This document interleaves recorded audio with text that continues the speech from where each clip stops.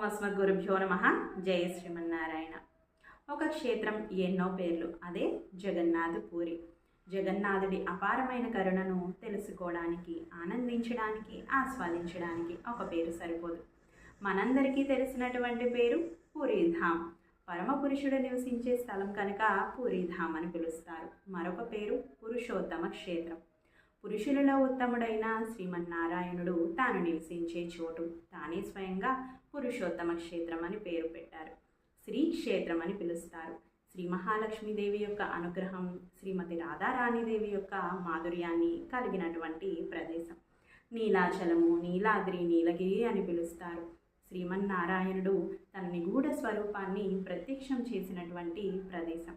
జగన్నాథధామ్ అని పిలుస్తారు. ఈ జగత్తుకు నాథుడైన జగన్నాథుడు నివసించే స్థలం కనుక మధ్య వైకుంఠం అని పిలుస్తారు. వైకుంఠమే ఈ మధ్యలోకంలో ప్రత్యక్షమైందని భావిస్తారు.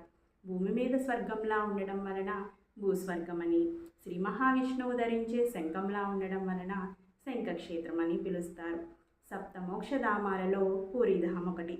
మనం పూరికి ఉన్న పేర్లను తలుచుకున్నా చాలు, మనం ధన్యులమైపోతాం. జై జగన్నాథ్.